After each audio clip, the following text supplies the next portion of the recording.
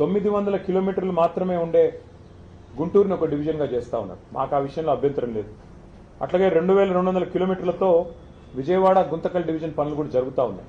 మరి ఇక్కడ కాజీపేటలో దాదాపు 2000 కిలోమీటర్ల ట్రాక్ ఉంది కాబట్టి దీన్ని కూడా డివిజన్గా ఏర్పాటు చేయాలని కోరాం. అట్లాగే మా రవిచంద్ర గారు కూడా కొత్తగూడెం డివిజన్ ఏర్పాటు చేసే సాధ్యాసాధ్యాలు పరిశీలించాలని చెప్పి వారు కూడా వివరంగా మరి మంత్రి గారికి రిప్రజెంటేషన్ కూడా ఇవ్వడం జరిగింది. సో కాజీపేట డివిజన్ అనేది ఒక డిమాండ్గా, అట్లాగే కొత్తగూడెం డివిజన్ అనేది మరొక డిమాండ్గా సాధ్యాసాధ్యాలు పరిశీలించి ఏ రకంగా చేస్తే బాగుంటుందో మరి న్యాయం చేయాలి అని చెప్పి వారికి కోరడం జరిగింది.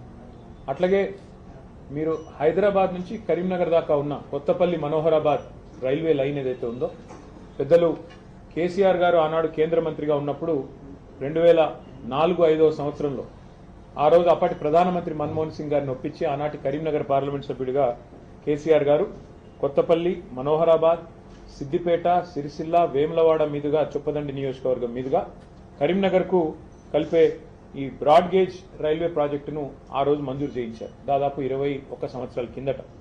ఇది మొత్తం 151 కిలోమీటర్ల ప్రతిపాదన.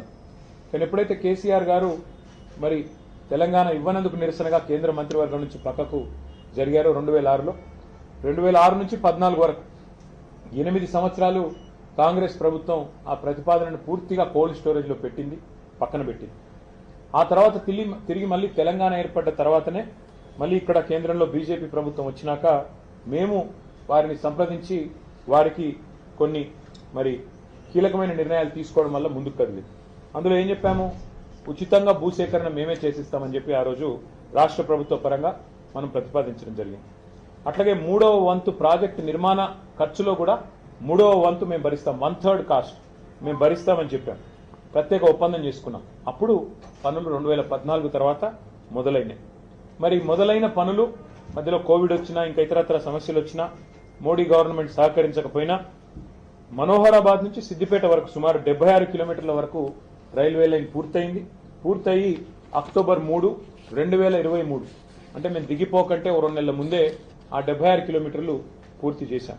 కానీ మిగతా 75 కిలోమీటర్లు ఏదైతే ఉందో సిద్దిపేట, సిరిసిల్ల, వేములవాడ అక్కడి నుంచి మనకి చొప్పదండి మీదుగా కొత్తపల్లి పోయేది, ఇంతవరకు మళ్ళీ 2.5 సంవత్సరాల్లో కాంగ్రెస్ ప్రభుత్వం వచ్చింది.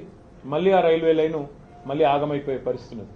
అందుకే ఇవాళ కేంద్ర మంత్రి గారిని తెలంగాణ ప్రభుత్వం ఇంకా కొన్ని డబ్బులు ఇవ్వాలి. మనం గతంలో చేసుకున్న ఒప్పందం ప్రకారం 416 కోట్ల రూపాయలు మరి ఇవ్వాలి. అది ఇవ్వకపోవడం వల్లనే ఇవాళ కాంగ్రెస్ ప్రభుత్వ సహాయ నిరాకరణ వల్లనే ఆగింది అని చెప్పి మంత్రి గారు కూడా మాకు చెప్పడం జరిగింది. భూసేకరణ మరొక 96 హెక్టార్లు చేయాల్సి ఉంది అని చెప్పి మరి ఇక్కడ రాజ్యసభలో కేంద్ర ప్రభుత్వం మా సభ్యులు ప్రశ్న అడిగితే సమాధానం కూడా ఇచ్చారు. ఇక్కడ వాస్తవం ఏమంటే 20 ఏళ్ల కింద ప్రతిపాదించిన ప్రాజెక్ట్ ఇక సమయం గడిచిన కొద్దీ కాస్ట్ పెరుగుతూ ఉంది. అందుకే మంత్రి గారికి గుర్తు చేశాం, మొదలు మంజూరైనప్పుడు 1160 కోట్లు ఈ రైల్వే లైన్ యొక్క అంచనా వ్యయం.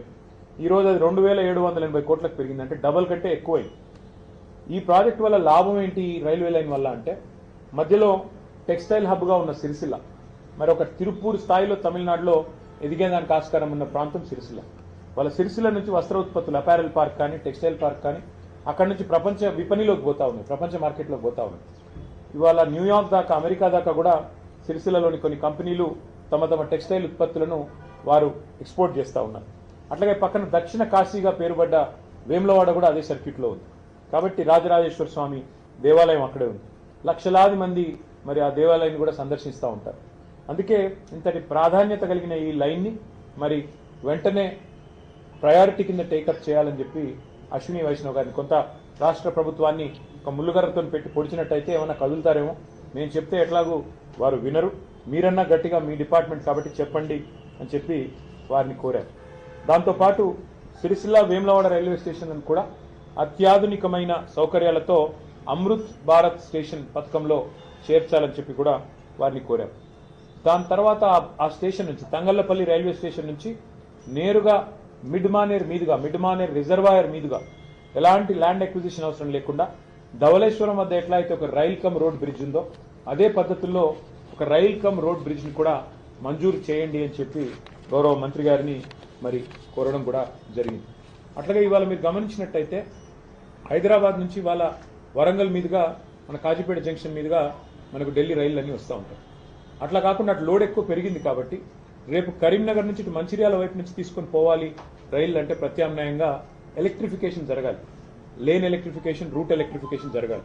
ఇవాళ ఈ రైల్వే లైన్ ఏదైతే ఉందో కొత్తపల్లి మనోహరాబాద్, దీన్ని సంపూర్ణంగా ఎలక్ట్రిఫికేషన్ కూడా టేకప్ చేయాలని చెప్పి మంత్రి గారిని విజ్ఞప్తి చేశాము. ప్రధానమంత్రి గారు ఏదైతే చెప్తున్నారో పీఎం గతి శక్తి అని, ఆ లక్ష్యాలు అందుకోవాలంటే ఎలక్ట్రిఫికేషన్ కూడా చేయాలి, తద్వారా లోడ్ కూడా తగ్గాలి అని చెప్పి కూడా వారికి విజ్ఞప్తి చేయడం జరిగింది. అట్లాగే మంత్రి గారికి ప్రత్యేకంగా ఇంకో విషయం కూడా చెప్పాను. వారు ఐటీ మంత్రి కూడా, రైల్వే మంత్రి మాత్రమే కాదు ఐటీ శాఖ మంత్రిగా కూడా ఉన్నారు. కాబట్టి వారికి చేసిన విజ్ఞప్తి ఏమంటే, గతంలో కేసీఆర్ గారి నాయకత్వంలో మేము అన్ని పాత జిల్లా కేంద్రాలలో ఆదిలాబాద్ కావచ్చు, కరీంనగర్ కావచ్చు, నల్లగొండ కావచ్చు, మహబూబ్ నగర్ కావచ్చు, ఖమ్మం, కరీంనగర్, నిజామాబాద్ అన్ని చోట్ల ఐటీ టవర్లు కట్టాం. మొత్తం ప్రతి చోట 50,000 స్క్వేర్ ఫీట్ల పైన ఐటీ టవర్లు కట్టాం. అట్లాగే వరంగల్లో అయితే జెన్పాక్, ఎల్ఎన్టీ, మైంట్రీ, టెక్ మహీంద్రా, అట్లాగే సైంట్ లాంటి కంపెనీస్ని కూడా తీసుకొచ్చి వాటితోన అక్కడ కార్యకలాపాలు ప్రారంభించాం. ఎక్కడి పిల్లలకు అక్కడే ఉద్యోగ అవకాశాలు రావాలి, ఎక్కడి పిల్లలు అక్కడే మరి వారు తమ తమ జిల్లాల్లోనే తమ తమ ప్రాంతాల్లోనే హైదరాబాద్కి వలస వచ్చే అవసరం లేకుండా మరి బ్రహ్మాండంగా అక్కడే స్థిరపడాలన్న కోరికతో ఈ ఐటీ హబ్లు అత్యాధునికంగా 10 కేంద్రాల్లో మేము కట్టాం. ఇవాళ అవన్నీ కూడా కాంగ్రెస్ ప్రభుత్వం వచ్చిన తర్వాత దివాలా తీసి బూత్ బంగ్లాలుగా మారిపోయే పరిస్థితి వచ్చింది.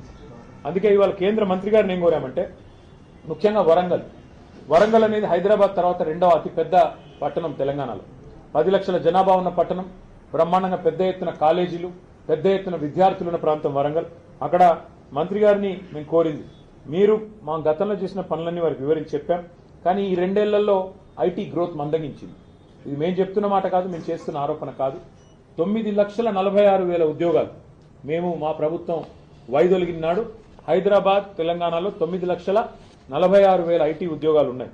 మరి ఈరోజు మన రాష్ట్ర ప్రభుత్వం వాళ్ళు చెప్తున్న మాటలే, గవర్నర్ గారి ప్రసంగంలో చెప్పారు 7,000 ఉద్యోగాలు తగ్గాయి, ఇప్పుడు కేవలం 9,39,000 ఉద్యోగాలు ఉన్నాయని. మొన్న బడ్జెట్ ప్రసంగంలో బట్టి విక్రమార్క చెప్పారు, ఆర్థిక మంత్రి గారు, డిప్యూటీ సీఎం గారు, కేవలం 9,39,000 అంటే మేము దిగిపోయిన నాడున్న ఉద్యోగాల కంటే 7,000 ఉద్యోగాలు ఇవాళ రాష్ట్రంలో ఐటీ రంగంలో తగ్గినాయని చెప్పి రాష్ట్ర ప్రభుత్వమే స్వయంగా ఒప్పుకుంటా ఉంది. దీనికి కారణాలు ఏమైనప్పటికీ ఇవాళ మంత్రి గారిని మేము అడిగింది ఏమంటే, ఇన్ఫ్రాస్ట్రక్చర్ ఉంది, వరంగల్లో బ్రహ్మాండమైన ఐటీ హబ్ కట్టినాం, అక్కడ ఒక India AI center, India artificial intelligence centre, India data lab వరంగల్లో కేంద్ర ప్రభుత్వం అక్కడ ఉన్న ఇన్ఫ్రాస్ట్రక్చర్ను వినియోగించుకుని ఏర్పాటు చేయండి. హైదరాబాద్ తర్వాత అంత ప్రాముఖ్యత ఉన్న నగరం వరంగల్, కాబట్టి తెలంగాణలోనే మరి 2వ అతిపెద్ద నగరం వరంగల్, అక్కడ ఏర్పాటు చేయండి ఇండియా ఏఐ ల్యాబ్, ఒక ఇండియా ఏఐ సెంటర్ లేదా ఇండియా ఏఐ డేటా ల్యాబ్ ఏర్పాటు చేయండి అని చెప్పి కొత్త పాలసీలో భాగంగా వారిని కోరడం జరిగింది.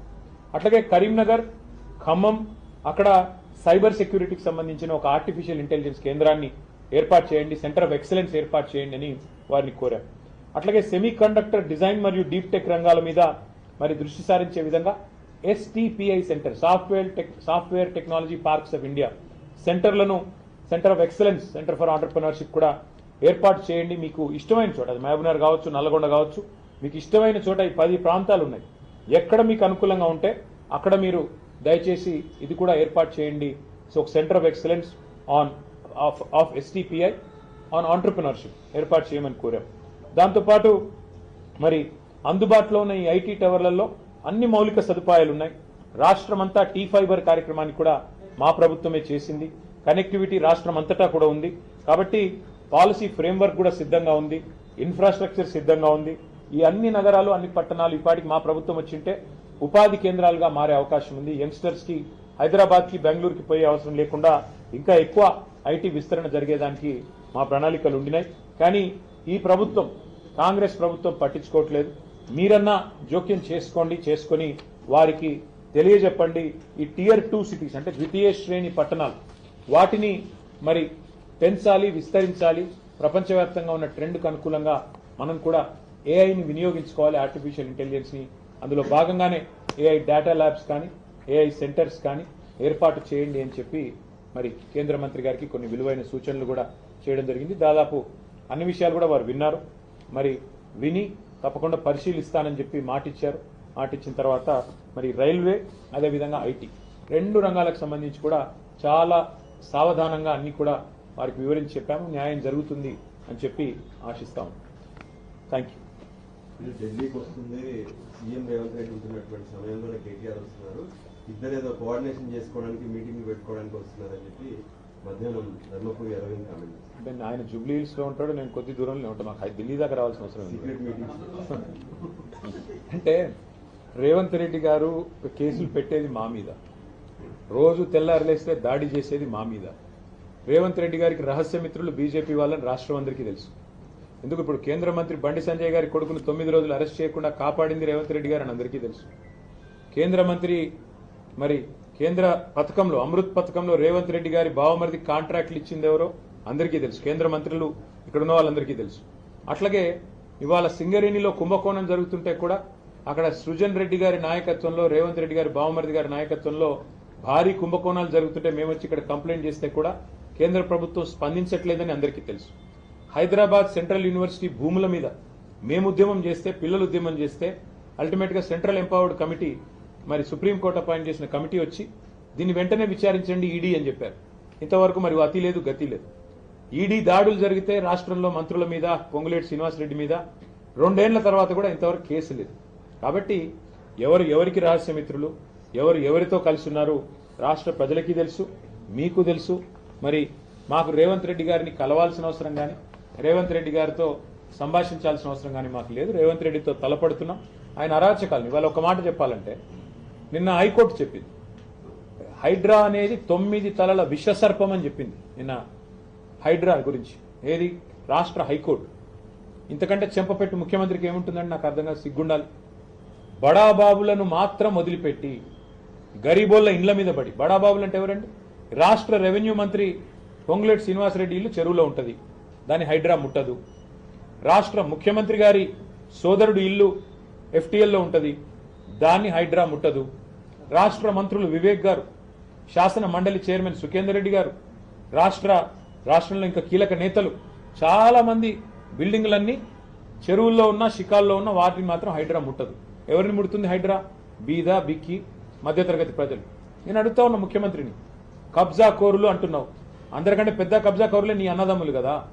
అందరికంటే ఎక్కువ ఆస్తి దోస్తున్నది, అందరికంటే ఎక్కువగా ఇవాళ విధ్వంసం చేస్తున్నది నీ మంత్రులు కదా. 1 కోటి ఎకరాలు నిషేధిత జాబితాలో పెట్టింది నీ మంత్రి కాదా? కేసీఆర్ గారు దిగిపోయినాడు, కేసీఆర్ ప్రభుత్వం దిగిపోయినాడు. రాష్ట్రంలో నిషేధిత భూముల సంఖ్య ఎంత అంటే, మొత్తం సైజ్ ఎంత అంటే 16 లక్షల ఎకరాలు. ఇవాళ 1 కోటి ఎకరాలకు చేరుకుంది. ఏ కారణం చేత పెడుతున్నారు 1 కోటి ఎకరాలు? 30% కమిషన్లు తీసుకోవట్లేదా నీ మంత్రులు? కబ్జా కోరులు, భూదందాలు చేసేది, భూమిని ఇలా భూహారతిలాగా మింగుతున్నది నీ ప్రభుత్వం కాదా? నీ మంత్రులు కాదా? ప్రజలకు తెలియదా? కాబట్టి హైడ్రా పేరిట నువ్వు సృష్టిస్తున్న అరాచకం, పేదవాళ్ళ ఇల్లు కూలగొడుతూ, హైదరాబాద్లో ఒక ఇల్లు కట్టాడా 2 ఏళ్లలో, 2.5 ఏళ్లలో? ఎన్ని ఇల్లు కూలగొట్టావు నువ్వు? కొన్ని వేల ఇల్లు హైదరాబాద్లో కూలగొట్టి, ఒక్క ఇల్లు కట్టకుండా, ఒక్క ఇటుక పెట్టకుండా విధ్వంసం సృష్టించి, రియల్ ఎస్టేట్ను కుప్పగూల్చి నువ్వు డబ్బులు చేసుకుంటున్నావు. పెద్ద పెద్ద బిల్డర్లు ఇవాళ చెరువుల్లో ఇండ్లు కడుతుంటే, పెద్ద పెద్ద బిల్డింగ్లు కడుతుంటే నీకు కనబడదు, కానీ ఇవాళ పెద్ద పెద్ద మాటలు. అందుకే మేము అనేది